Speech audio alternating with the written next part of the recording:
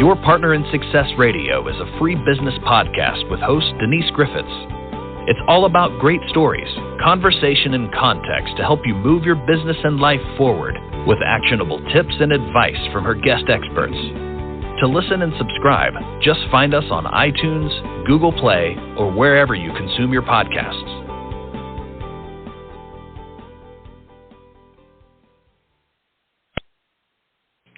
Welcome to Your Partner in Success Radio. I'm your host, Denise Griffitts, and this podcast is ranked in the top 2% of the most popular podcasts globally, and it's all because of my truly incredible guests.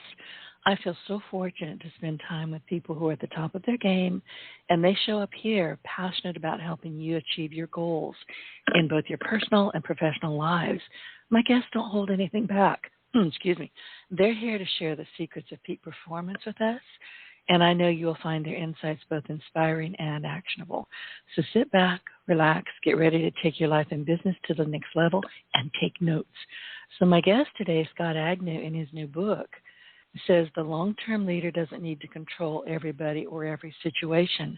They don't need to know everything, and they definitely don't need to be bossy.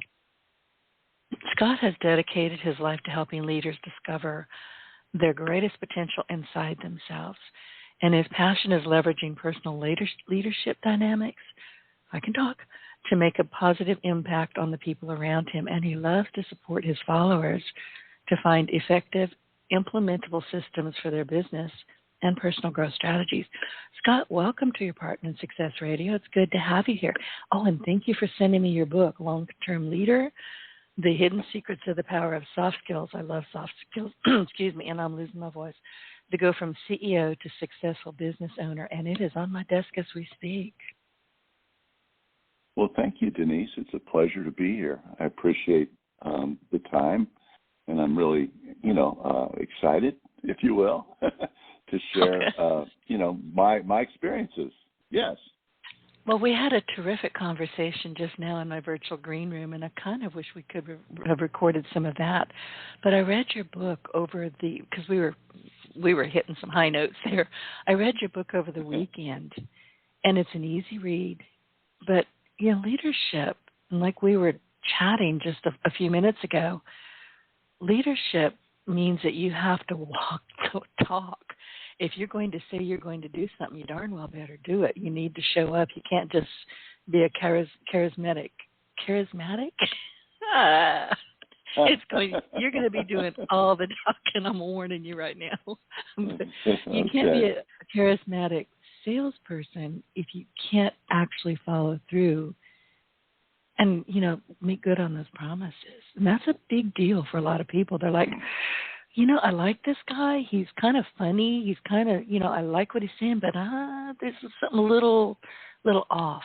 And I think that these days we're getting better about, following our instincts. Mm-hmm. Well, when you talk about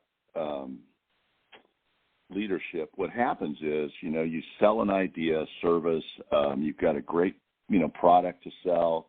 You have an amazing system. And it gets sold. And now all of a sudden you have a bunch of people that want to utilize your service, your product, whatever it might be. And in order to deliver on the promise that you've made, you need an organization. You need people to help you. Other people play the role of operationally delivering on the promise that you've made.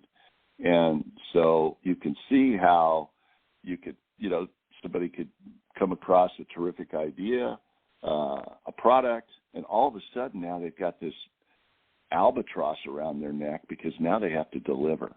Now they have to deliver on their promise. And that albatross sometimes is called leadership because now I have to deliver and I have to succeed through other people, not just through my own energy or my own efforts because there's only so much time in a day. Not only do I want to succeed through others, but I want others to succeed and grow while they're delivering the promise, and they themselves then can, pay it forward and kind of like a halo effect, if you will.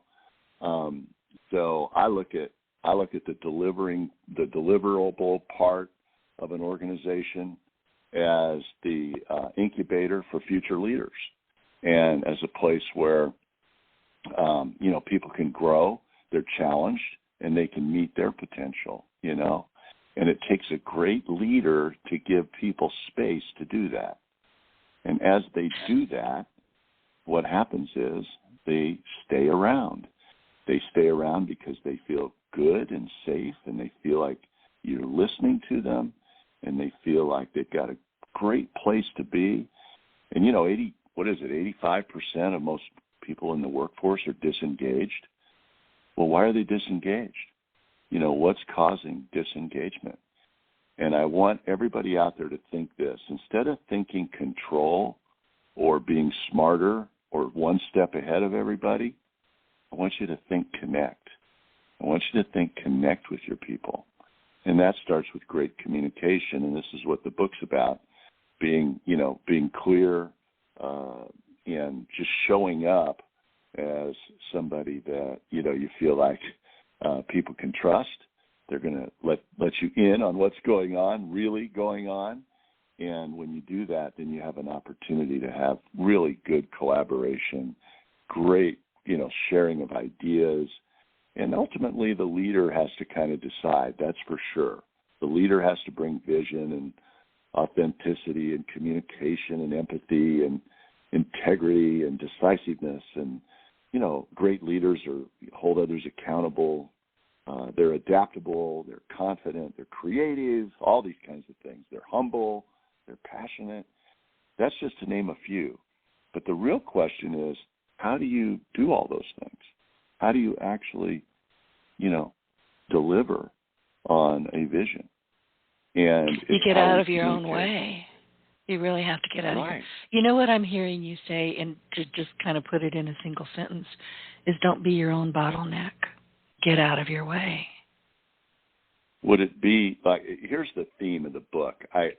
Would it be okay if your leadership efforts, just got easier, more fulfilling, and more lucrative? Would that be okay? I think so. And so often, when leaders don't feel like that's happening, right? They're not getting their message. People aren't hearing them. I told them what to do. They didn't follow through. I expected more from what they.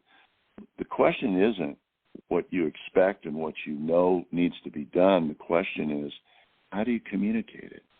How do you communicate in such a way that you have people want to, even commit to, or how about this, excited to follow through on the vision and the mission that you've laid out? How does a coach get his players to play 150%, right? Great coaches have a way of communicating to their players in a way where the players have massive confidence. They have a will to play their highest level. How do they do that? And that's the essence, and that's really the issue. And when I say the how, what I'm not talking about is the words. Words are only 7% of the message. It's also your voice, your tone. It's your smile. It's your eyes. It's your body. How you show up, right? It's how you show up. It's how you show up, and that takes a tremendous amount of work. That's where the work is, because when we just react to how we feel internally, sometimes that's when we take 10 steps backwards with people as we inch along with them, as we gain trust and gain the ability to influence.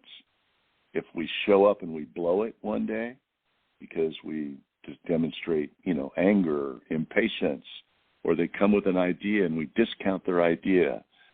We don't have to discount it by saying, I discount your idea. We can discount it by, when they give you an idea, just ignoring the idea and moving on to the next thing. There's a lot of ways that you can de-inflate your people in terms of their enthusiasm, commitment, right, in terms of their confidence. So it's very important that you become adept at communication. And the communication, when it's done well, Denise, people feel connected. And when they feel connected, then it's so much more fun, because when they feel connected, they will, they'll go out and play their best game. That makes sense. And listen, and I've seen this, you've seen it, we've probably both done it, but you have a great team, you have great communication with them, everything is going really well, and then in one stupid sentence or something that you did, all of a sudden you are back to going, oh geez, and you better apologize and you better mean it. But it's going to take time to get that trust back. Well, and I talk about this in the book, and there's a little formula, and the little formula is very simple, and it's something I've used for a long, long time, and really let's take a look at what we want to achieve. Let's just take a look at it. Let's take a look at whatever it is, more customers, higher value, more referrals, a higher frequency of using our product or service. Let's take a look at some of the objectives.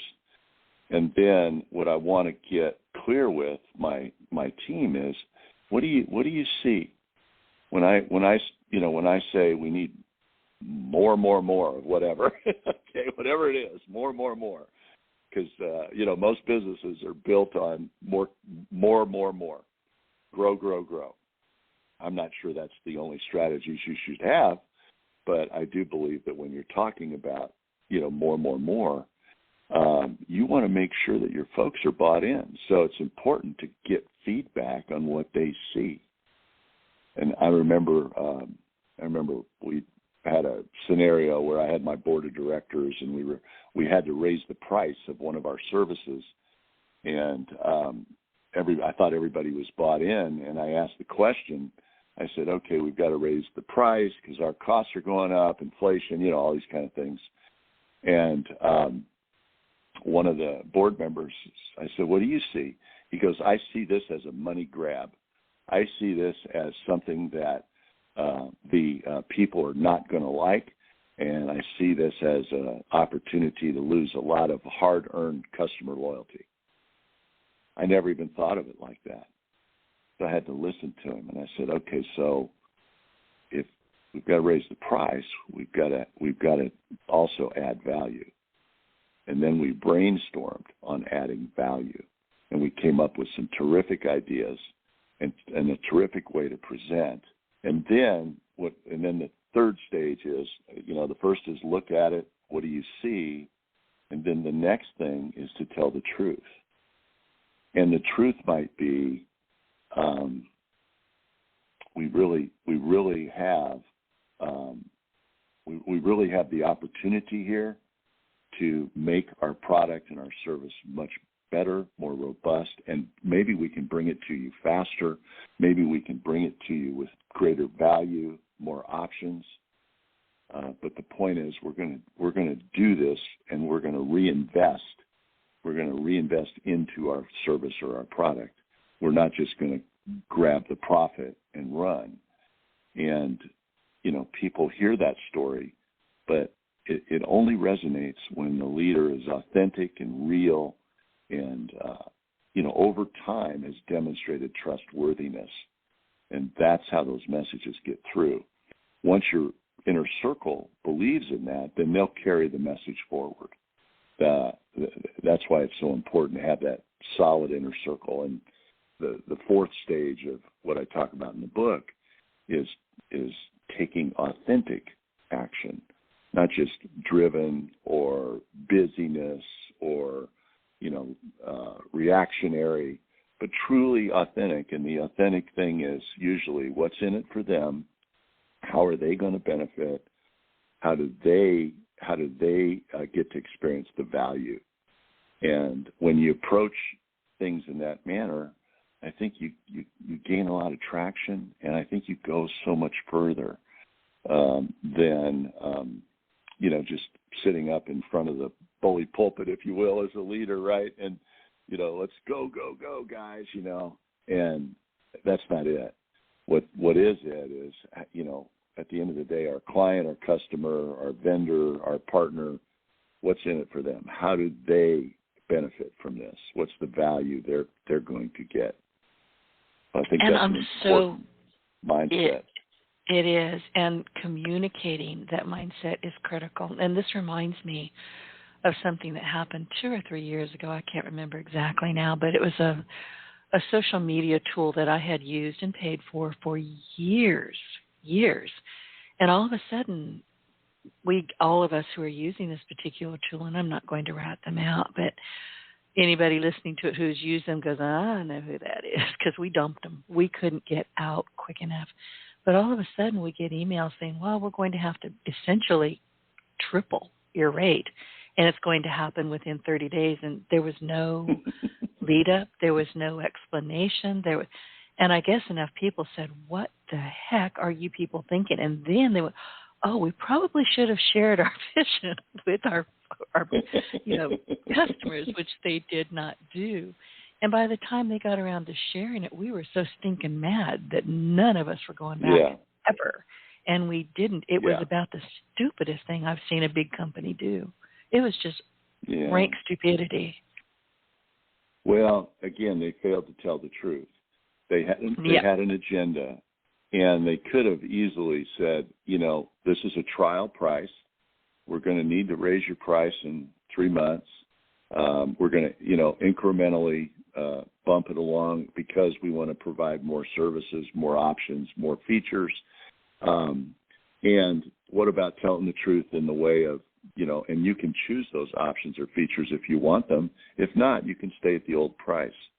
So it's always attached to something real rather than just, the profit grab, which is out there so much and all kinds of crazy stuff going on out there. Yeah. And I really felt that a lot of us did, because we all chat. We're like, hey, let's all get in a circle and talk bad about this company, and we did too. But a lot of us are all in the same industry, and we're like, okay, where are you going? We were hunting and we were finding new resources, but one of my thought processes was, why can't they if we've been with them 10 years or better, why can't they grandfather us in at the original price? Would that? I like your idea better, though. It makes more sense. Well, the thing is, if you're a leader and nobody's calling you, nobody's asking you or giving you referrals or promoting you or inviting you to, speak or share in front of their maybe their partners or whatever, it's the what they don't do that you might want to take a look at. Because if you're, if you're not leading well or not communicating or not connecting, people don't necessarily say bad things. They just don't continue to show up for you. All of a sudden, they're just gone. And you look around and where is everybody? Because you've broken that, that thing has been broken. And what I want to touch on, if it's okay, what I'm talking about in leadership is something I call the it factor, if you will. And the it factor, it goes beyond, all the things I just listed. I mean, I could name some more, resilience, positivity, strategic thinking, empowerment. A leader should have emotional intelligence. They should have influence. They should innovate. And they should be servant leaders. And what I touch on in the book, especially at the end, is how do you do those things? How do you demonstrate servant leadership? How do you show up? And you've heard of all these behavioral assessments, Myers-Briggs, DISC, AVA, KPAs, all these different companies that provide behavioral assessments, and they're designed to help identify, leaders, managers, artists, the different categories of people. And those are traits And what I want to get into is something I call the it factor, and really be defined as having behavioral agility. That makes sense? Being agile in being able to show up even when sometimes in your gut you're not feeling super good, you're not feeling good about something, and you show up in this thing called, I talk about it in the book, called okayness. No matter what's happening around you, they always say the leader needs to be the calm one, right? The leader needs to be the steady force. Well, when things are going good, it's easy to be the steady force, right? Everything's going good. Everybody's growing. The markets are good. Everything's happening. But what happens when it turns south and people aren't hitting their goals and reaching their objectives? How do you show up in a way where they know you have their back, where they know that you really care about them, that you're listening, that you understand them, and that you're willing to acknowledge their wins, or nothing more, sometimes just their effort, even though they may not have won. When the real estate market, 9 months ago, hit a wall because rates went from 3.5% to 7% in about 6 weeks, you can imagine how discouraged real estate agents got, because nobody was, all of a sudden everybody stopped doing real estate. Well, that's when leadership really shows up. And big part of it is they have to believe in the leader. They have to believe in the messenger, the quote leader. That has to do with them being, having behavioral agility to stay in okayness, which primarily preserves and enhances the connection and the trust that is required for the agents to stay with you. Because when they lose that trust or they lose that connection, they go somewhere else. They leave. They go somewhere else. And this is what happens with employees. It's the same thing. When they don't feel they're being heard, they're not being acknowledged. They're just, they have a win, and the boss says, well, that was good, but can you do more? And they just continue to pile on. All of a sudden, somebody comes along and offers an employee another $1 an hour more, and they leave. And they can't understand it. They'll say, well, gosh, they weren't very loyal. Well, how can you be loyal when you don't feel understood or trusted, or you feel like your ideas are being discounted or ignored? Gains loyalty. It's not the money. The $1 an hour just gave them an excuse and a lever to go somewhere else, because what they're really seeking is the things I just talked about. And if they can get $1 an hour more and feel understood, acknowledged, appreciated, and feel like they've got a trusted relationship, that's worth so much more than just the money to most people. Don't get me wrong, there are people that will change just because of money. There's no doubt that there are those human beings out there. But 80% of the time, it's about something much bigger. It's about how they feel connected to the organization and the people inside the organization that they work with. I think people tend to forget that companies, businesses, corporations, more than two people in a room, we're people. We have thoughts, we have feelings, we have angst, we have bottlenecks, we have the back of our neck itches. We're people. We have to pay attention, not just to what's going on in our own heads. And you don't want to dive into my head. It's murky in there most days. It's a lot of fun, but it's murky. We'll stay out of there. People say, what are you thinking? We won't go in that one. People ask me what I'm thinking. I say, you do not want to know it. I'm not sharing. So how are you doing? That's all there is. Yeah. What I'm hearing you say is that it's so important that we pay attention to how we show up and acknowledge how other people show up. And I don't know how that gets kind of lost in maybe we're just too busy. Maybe we don't know that we have to pay close attention to the people around us.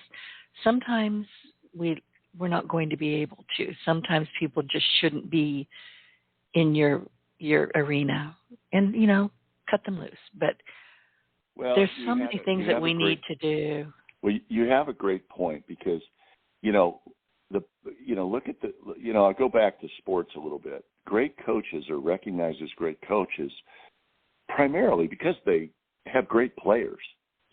Okay? They bring out the best in their players, or they put a great player in their unique abilities so that they are in a position to have the most impact on the team. Dan Sullivan talks about Who Not How in a great book. Great book to read. When you have a problem or a challenge, typically it's a who. Who in your organization is the best qualified and has the unique ability to carry out that task or that project. And so if you're paying attention to what I'm talking about, is you can have very competent people who know how to do things very well, but they don't show up in okayness. They're difficult. They're hard to work with. They're lame. They're annoying. They're always about themselves. And so if you're going to build a great team or a great company, when you're interviewing people, instead of just focusing on their accomplishments and their track record, focus on their demeanor. Focus on how they behave and how they show up in the interview. And it's not the words. 93% is everything else. I made the mistake of hiring a guy on Zoom once. And when that guy showed up at one of my businesses, the way he showed up was like, oh my God, I got immediate phone calls. Who is this guy? Where did you find this guy? On Zoom, all I could see was his face. But when I should have said, can you back away from the camera a little bit so I can see your body language and your mannerisms? And he was fidgety. He had all kinds of issues around just how he showed up that I didn't pick up on Zoom. I couldn't have picked it up certainly on a phone interview. And so, if you're going to, really be a student of this thing I keep calling okayness, which means you show up as an adult with people. I'm okay and you're okay. You made a mistake. You missed a deadline. That's okay. It's not okay to keep doing it, but I understand what happened, and let's work around it. Let's do what we need to do. The challenge with a lot of leaders that aren't real leaders, they allow that to go on too long, and then they have a crisis. What I'm getting at in the beginning is when you bring on the right people, they'll meet the deadline. They'll get things done. They'll do it gladly, easily, joyfully, and it won't feel like they won't come in and go, oh, I'm exhausted, I worked so hard. Because if they're the right person for a role, they will have energy in that role. One of the best pieces of advice I ever got, I was trying to find a world-class recruiter for one of my businesses, and my coach, my mentor says, well, why don't you find somebody that just loves to recruit? Now, I've studied every behavioral process you can. I'm certified teacher in DISC, in AVA. I'm one of 6 people in the company certified to teach all those behavioral models. And the guy says, just find somebody that loves to recruit. And I'm like, really? See, that was just too simple. I do that all the time. I'll look at something and go, well, because someone will point it out, and I'll go, oh, gee, head slap. Yeah. Then I go sit in the corner and lick my wounds because it was so Right. stupid. Right. Have you ever been in an interview where you're trying to get somebody to do a job and they're saying, I don't like that job, I don't want to do that job, and you keep telling them, oh, you'd be great at it, you'd be so good at it. That's square peg in a round hole, right? Listen, when I used to actually, yeah. Go ahead. When I actually used to do job hunting 100 years ago, because seriously, you don't want me in your office. I play with scissors. I don't play well with others, and I won't get your coffee. You can get it your own damn self. Not going to happen. But when I would put out my resumes, every not real estate, but insurance company, oh, you'd be a great insurance person. No. Right. Absolutely right. no. It was just right. like, I was insulted. Right. What are they seeing in me that they think I can sell insurance? I can't sell anything I don't believe in. No. Exactly. So that's what's going on, right? It's miscommunication. I'm telling you I don't want to do something, and you're continuing to convince me that I'd be great at it. Well, I'm not going to be great at it if I don't love it. I'm not going to be great at it if it doesn't fit my unique ability. I'm not going to be great at it just because you tell me I'll be great at it. And when you do that, what do you lose? You lose authenticity. You're selling. You're not asking. You're not learning and listening. This is the essence, if you will, of how organizations start to lose their culture. They start to lose their ability to be productive because they start putting wrong people in certain jobs because, number one, maybe they're lazy. They don't want to interview enough people, or they don't want to cast a wide enough net to get enough good qualified candidates. And lastly, and most importantly, they will hire or make their decision based on what the interviewee says instead of paying attention to how they say it. Because when you get the right people and they come in, we have a little gal in our office that she's 22 years old. She a recent graduate from Arizona State University. She's just absolutely one of these just high energy, but not microwave energy, just a pure authentic energy. She smiles. She just brings it. She has this behavioral agility that I'm talking about, and she has this okayness level. And she's been with the company about a year. And I mean, I send people, they ask me to, loan me I loan my conference rooms to people. I loan my training room. And every time I do that, this gal has to, set that up. And every time I get the phone call, oh my God, she's amazing.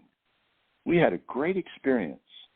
And all she did was open up the conference room for her, or open up the training room and help them get set up on the technology. It wasn't what she did. That's pretty easy stuff. It's how she did it. You've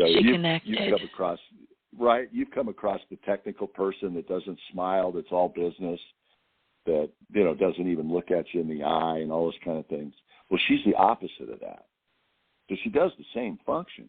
She just does it in a way where my friends, my vendors, my coworkers, whoever's using or borrowing, walks away feeling like they just had a great experience because it's how she shows up, not necessarily what she does. Does that make sense? It does. And now, don't you wish you could bottle people like her? And say, okay, everybody gather around. I want you to do what she does. Show up. Well, this is the essence of my book. It's just the opposite of that. Instead of showing and saying, I want you to be like her, what you have to do is find people like her already. Oh, gotcha. That makes more sense. Got it? I got it. Thank you. Good. Because once you do that, now you're not trying to change other people. When you're a leader and you're trying to change others, it's actually considered a hostile act. When you get somebody that isn't naturally people-oriented and you keep, pushing them to be people-oriented, socially oriented, if you will, that's a hostile act. Instead, find somebody that's already that way, that already shows up that way. And then you've got your player. Bill Belichick didn't sit there and try to teach Tom Brady how to throw a football. He got Brady, and Brady already knew how to throw a football. Making sense? It does. And you talk a lot about coaching, and I think I've shared this with you. One of my very dearest friends, I've got about 5 favorite people in the world, and he's in the top 2, and that's Jim Tunney. He's known as the Dean of NFL Referees. And, he's just an amazing, amazing guy. And he will talk a lot about Coach John Wooden, don't we all? I mean, that man is the gold standard. Well, think of John Wooden's demeanor. He's very humble. Demeanor. Instead of thinking of his brilliance, which he was, and the pyramid of success that he, how cool is the pyramid of success? That's a cornerstone for leadership and self-leadership. But if you really pay attention to John Wooden, and you said the word humble, he always showed up in okayness. Mm-hmm. He was never, even if they were behind, if they lost, if they got defeated, okayness. This is the power of what I'm talking about. Because, like I said, anybody can be okay when things are going well. But when things aren't going well, how do you show up? And that's what I want the listeners to take away. This is, in fact, can I just tell you that I was the guy that didn't show up so great in my early days as a leader. I was a great salesperson, but I wasn't a great leader. So I was really always falling short on the delivering side, but I was growing like crazy because I, could tell the stories, right? So this is where the book was born from, because, if you're going to do it long term, if you're going to be in the game a long time, and it's going to be easy and lucrative and fun, you have to have a great team around you. And if you're not the kind of person, if you're a John Wooden, then guess what? You get to recruit Lou Alcindor, one of the greatest scorers in all of NBA history, known as Kareem Abdul-Jabbar. All right? And he recruited him because of who he was. He also recruited him because they had just built Pauley Pavilion, and Lou Alcindor loved the new stadium. That helped. But he still couldn't have gotten him if it hadn't been for John Wooden. And his demeanor is the way he showed up. Interesting. I'm going to go back. That is actually, I'm not saying interesting in a kind of throwaway. That is very interesting. And you just gave me a lot to think about. But I knew I had to clarify that, because it sounded kind of, okay. I did not mean it that way. But I'm going back to podcast. Go ahead. I'm sorry. I was on a podcast with a guy, and I started talking about this. And the guy that was doing the podcast actually he kind of got it. The light bulb went on.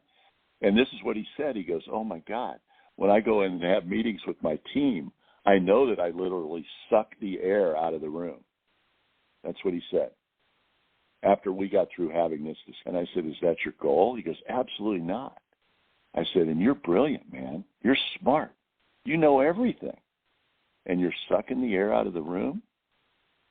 What kind of performance do you get? What kind of commitment do you have? And he admitted he had high turnover because of that. This was on a podcast, a guy that does business leadership stuff.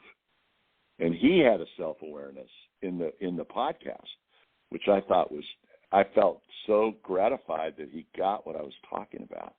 And I could tell he got it because he owned it. He was willing to tell the truth about his own style and how he showed up with his team. It was very, very satisfying to me, because I think now he's got something he can play with. Now he's got something he can work on. Now he's got a game worth playing. What's the game worth playing? Showing up. Consistent. Like John Wooden. Showing up. Like some of the great leaders that Gandhi never got upset. I mean, just think about it, that way. Yeah, I never understood that. I like to get upset. I just go outside. Okay. Yeah. I go outside and I, go out and kick a tire, and then I'm over it. But it's brief. But sometimes you just have to. Whatever works. Whatever That's works. right. Whatever works. You actually just described, by talking about this podcast host that you're with, why I do what I do with this podcast. Because, I said at the top, most of my guests become my mentors in so many ways. And honestly, I feel like I failed my guest and my audience if I didn't learn at least one aha moment or one thing And oftentimes it's 2 or 3, and I'm scribbling them down, go, ooh, ooh, ooh. And you just helped me with that. So thank you very much. I wanted to go back, Scott, to the very beginning of your book. And we're talking about John Wooden. And we're talking, he left a legacy, but and I'm at the introduction. So grab the book, read it. It's an easy read. It's a fun read, but there's a lot of, oh my gosh, let me, give me my sticky notes, give me my markers. I've got to write this down. You talk about how very few books, seminars, or conversations are built around this critical and ultimate question, and that question is who you attract to be part of the vision. And this is what had me going, oh, it hurt my tummy, to be honest. What happens to your ideas when you're gone? The legacy question is the ultimate question. So let's talk about that. Yeah, beyond the glory of your ego and fame and all those kinds of things, what are you actually paying forward? Who are you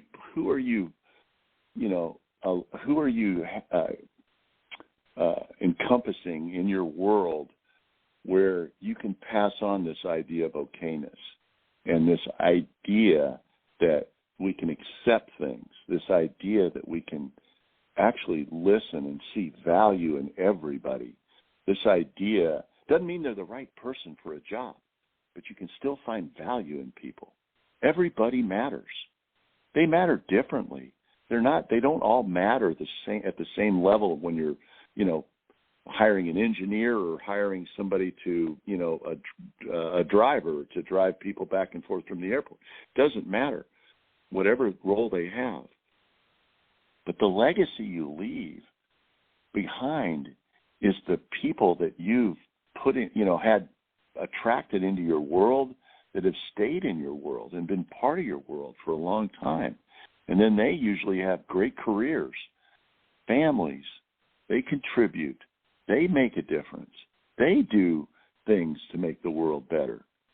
And it starts at the top with you as the long-term legacy leader, if you will. And being that legacy leader doesn't mean you just burn through people. It means you start with the right people, and then you just germinate and fertilize and put water and nutrients on their already okay demeanor, because you've hired and you brought people in that are already in a good place. Some people would call it attitude, but it's more than just attitude. Some people would call it being nice, but it's more than being nice. Some people would call it, showing up as a true, somebody who cares. But it's more than just showing you care, because there are people who care who are a pain in the ass. There are people, right? There are people who I know those people, right? They're friendly, but they're inauthentic. They're blowing smoke at you. There are people that are overthinkers. They're brilliant, but they overthink things to the point where you don't even want to listen to them. Well, it also paralyzes everybody in the room, them and whoever's trying not to listen to them. Yeah. Think about who you follow. Who do you follow typically? Who do you connect with? What musical artist?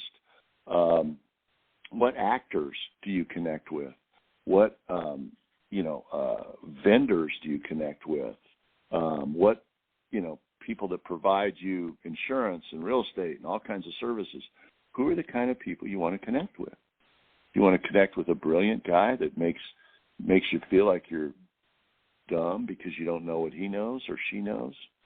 Or do you want to connect with the guy that no matter what you say as a client, you're accepted, you're acknowledged, you're listened to, you're heard? Who do you want to follow? And just think about it and try to become that person. Try to become somebody that you want to be around. Become the guy that when you call people on the phone, they answer the phone because they want to talk to you. Just think about it like that. And so it's a mindset, isn't it? You have to understand who you are. You have to dig. You have to go, okay, I'm getting some kind of icky nose, and I don't know why I'm getting those. Or This is a big one. I'm Ignored. attracting people that I flat ass don't like. Excuse the language. Yeah. It's right. you. It's not them. It's you. Find That's out what's right. going on. That's right. That's right. If you here's a good exercise. Write down 2 or 3 people who you admire. Okay. Denise, think of 2 people you admire. You don't have to give me their names. It doesn't matter. Just think of 2 people you really admire. Okay, got it? Got it. Okay. What is it you admire about them? Okay. Their Just think about it for a authenticity. second. Seriously. Yeah, What they right. say they're going to do, they do. They show up the Right. same all the time. They're not Right. saying, okay, this is a trend. I have to be excitable. I have to do this. No, you don't. You have to be you. I'm either going to like you or I'm not. It's really that simple. But you can't just try on different personalities because social media is indicating that maybe you're doing something wrong. You have to be you all the time, and you have to be consistent with it. So the people that you think about, okay, the 2 people that came to mind, and when I asked you what it was an attribute. It was a demeanor. It was a behavioral message that you got from them more than just what they did. And here's what's important. If you can recognize that in others, then that means you have it in yourself. So what we see in others is what we see in ourselves. And, that's old school stuff. Everybody knows that. But I think we forget it.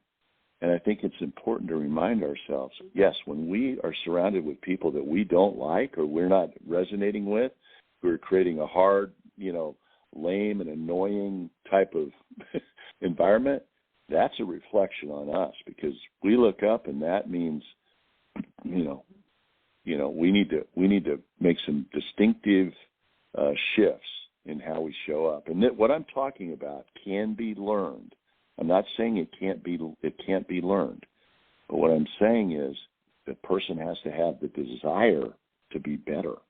The person has to have a need to do the right thing, to show up the best way they can. They have to have that desire. And once they have that desire, then you can go to work on the, on the house. Think of it like this. Tiger Woods can have you watch him and say, okay, this is how you hit a golf ball. Boom. And he hits it and it goes straight up in the air. It goes straight down the fairway, 290 yards, 300 yards, straight as an arrow. And then he hands you the same club and he goes, okay, just do what I just did.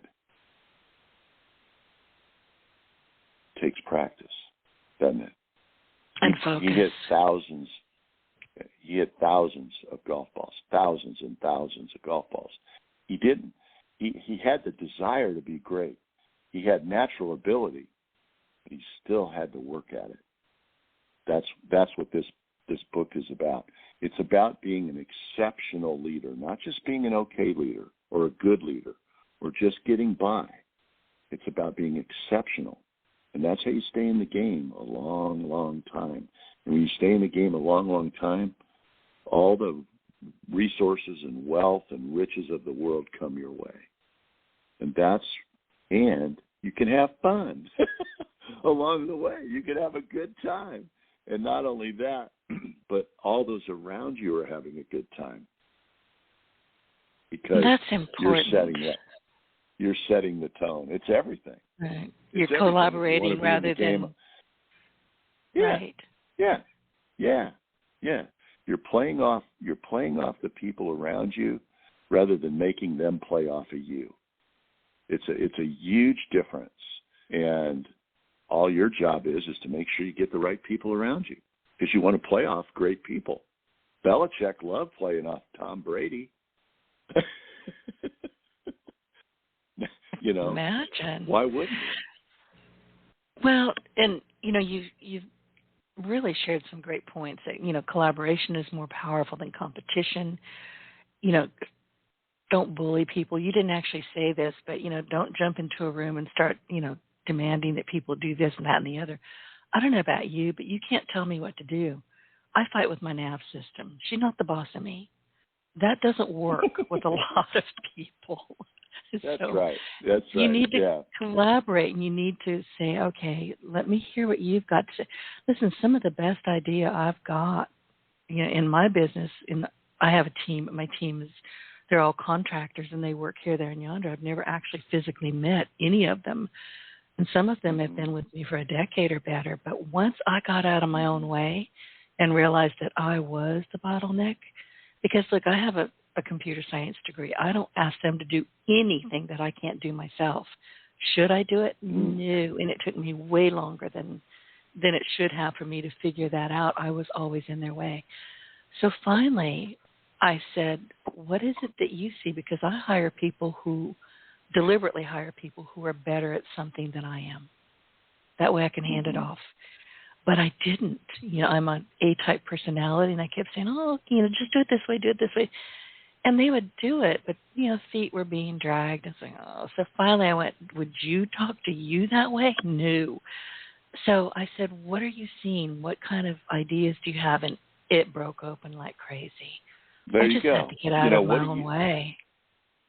When you ask instead of direct, yeah, that's one of the first steps towards connection. Don't you think? Well, it took me a long time to figure that out. Mm-hmm. That's what I'm talking about. It took Tiger Woods a long time to be the best golfer in the world, even though he already had a natural ability. Because there is a kind of a set kind of behavior that most leaders have. They're pretty direct, they're straightforward. They like to get results through other people. They already have a profile. But the question is, how do they use that profile, right? How do they show up in such a way where people are actually following them and being influenced by that person? There's a lot of leaders out there that aren't really leaders. They're directors. They're kind of dictatorial, or they have a position, and people don't take them seriously. And so, I see this a lot. I see this a lot in business where people have a position, and they think because I'm the boss, you have to do what I tell you to do. Well, we know in this day and age that doesn't fly. That's not how it's done. Because I'm the boss, I expect you to be grateful that you have your job. Come on. There's an employment crisis in this world. People can go to work anywhere. You've got to show up as the kind of leader where people want to work in your environment. They want to be part of your environment. Work's a major part of people's lives. They want that environment to be really, really good. And what is that like? When they show up, they know that whatever they do is, they show up and they feel safe. They feel protected. They feel like they can be themselves. They don't have to walk on eggshells. They don't have to say yes when they mean no. They're invited, right, to be real because the leader is real.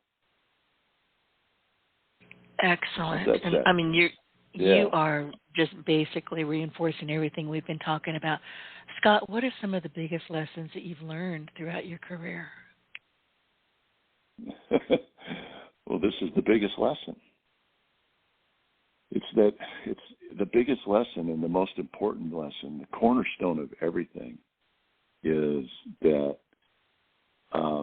when you show up the right way, you show up with high energy. You show up with, I'll say it a different way, you show up in a higher frequency. You show up in a way where you're kind of attractive. You're kind of more of a magnet, You have a big smile on your face. You're happy. You're glad to be there. You're not reluctantly going to the mixer because you have to. You're going because you're excited to learn about other people. I struggled with this for years because I'm a natural introvert, believe it or not. Naturally, I could be in a cave and be happy. Oh, well, you and me both. When you're I am leader, such an introvert. When you're a leader, you don't get to be in a cave, right? You have to be with other people. And so now I say I get to be with other people instead of I have to be. I get to be. Why? Because I'm showing up as a communicator, which means I'm learning from others. I'm not acting on what they say. I'm not blindly accepting what they say. I'm not, adopting every suggestion or anything like that, but I'm actively listening to them, and there's a good exercise. The next, and you're very adept at this, but the next time any leader listening to this podcast, when you ask somebody a question, ask them a follow-up question, and then ask them another follow-up question.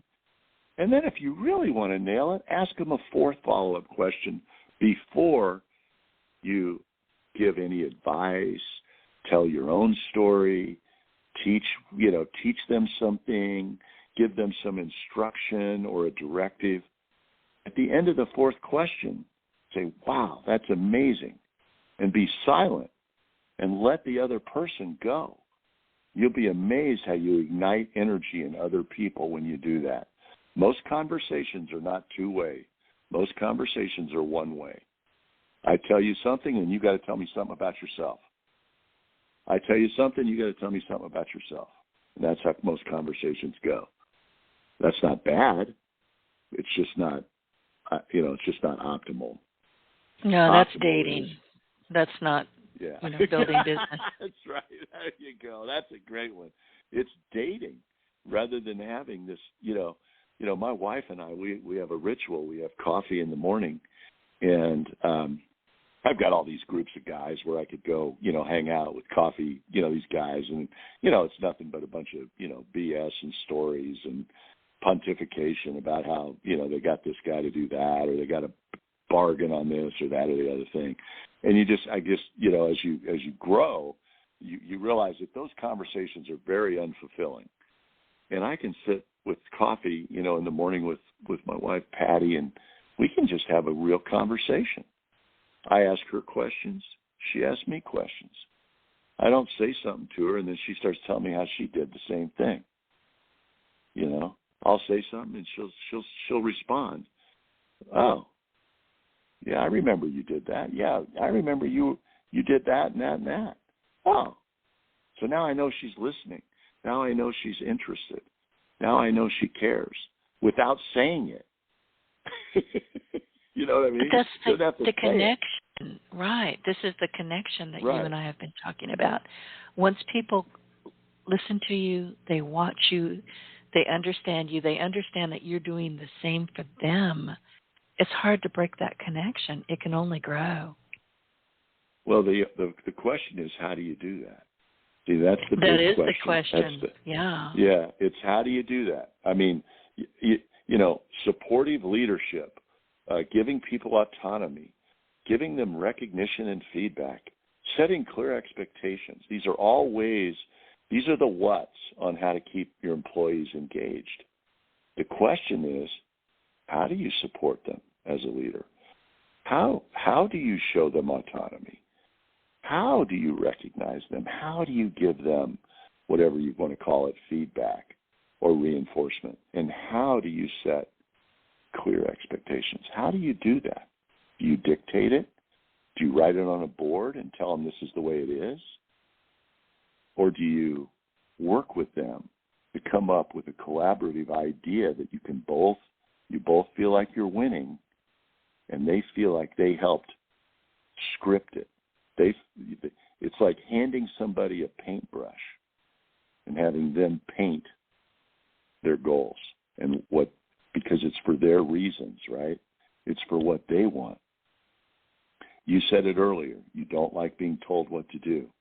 No. Guess what? Nobody does. I figured. Guess what? And the thing, blinding glimpse of the obvious. Nobody likes being told what to do. But I'm very, mouthy about it. I will just tell you to back up, and in fact, I'll tell you to go to another zip code and do it now. Well, that's because you're authentic, and authenticity has two sides, right? Being direct has two sides. A direct person says, well, I'm just being truthful. I'm being realistic. I'm being honest with you. On the other side, they're going, you're being mean to me. You're being harsh. You're being judgmental. And that's where the miscommunication is. See, that's the miscommunication. When we behave a certain way, we feel justified in our behavior. And then we discount the other person because they don't accept the way we show up. We discount them. Oh, they don't, They have thin skin. They're too sensitive. They don't get it. No, that's not it at all. It's that the leader doesn't get it. The leader can still be direct, but they can be cool, have the okay demeanor, and be direct. I'll give you an example. As a broker in a real estate office, how many times do you think I get real estate agents in my office that want to do things outside the parameters of ethics and legality in the name of getting a deal done? How many times do you think I've had those conversations? You know, can I do this? Can I many. do this? Can I do this? Right. Right? Think about it. Right? And I'll sit there and I'll say, I hear you. I completely hear you. I completely understand you. You know? And I'll say, you can't do that. But I hear you.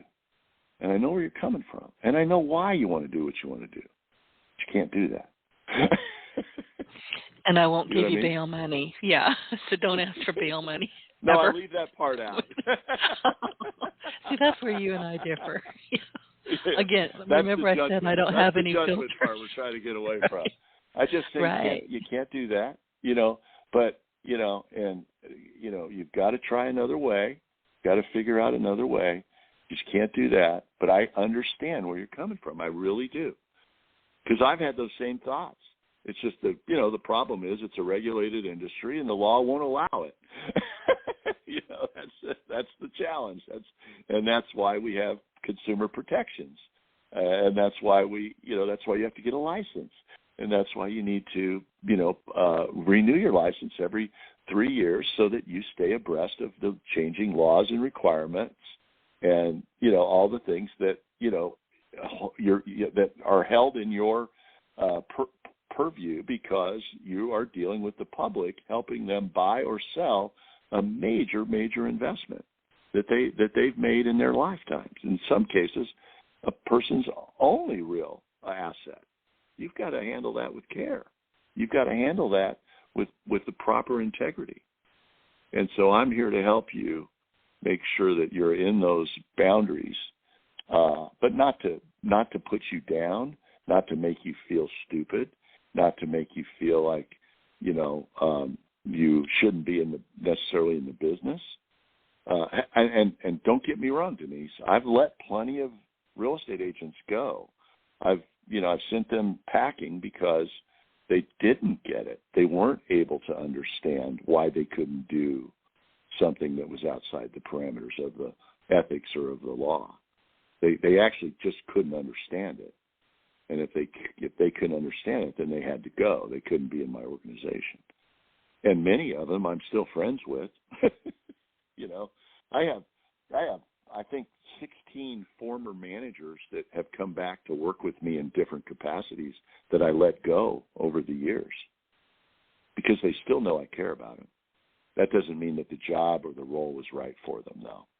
And this is great leaders can make the distinguishment between a person's, you know, intention and their heart and whether or not they're the right person for the role. There's a clear distinction. And that's why accountability, having a really good, authentic, okay accountability meeting every week or, you know, regularly, whatever is required, is so important because you don't want the person to feel judged. You just want to measure them against the standard that you expect. And that's all perfectly reasonable. And correct. And I think correctly guessing that you didn't learn all this just because you walked into an office and said, you know, I own this place and I know everything. I suspect that you had some pretty memorable moments or experiences in your career that were either really great and that you can still celebrate or really rotten that you're still learning from. But we're out of time. Go ahead. Okay. Go ahead. If you can stay with me a few more minutes, go ahead. So one day I had a high-level manager, CEO working for me, and we were talking about his compensation, and he came to me and he said, you know, he felt like his compensation was too low and all these kinds of things. And so I made a deal with him, and I I said, if you hit certain parameters, you'll make more money, et cetera. Well, about 6 months after we had that conversation, I got this scathing email from this guy, attacking my character, you're a liar, all this kind of stuff. And what I had done was I was keeping track in my mind of what he was doing, the parameters, and I was marking it down and I was tracking it, and he was falling short of all the parameters. And he was a very talented guy, and I really considered him kind of almost a friend, and I really respected him. And here he just blasted me in this email. And he said I owed him like $80,000 in a bonus, okay? Well, I could have reacted several different ways to that, couldn't I? Like you fell short, you didn't hit the goal. You know what I did? I said, the check's in the mail, and it's my bad because I wasn't clear enough on what the expectations were. We did memorial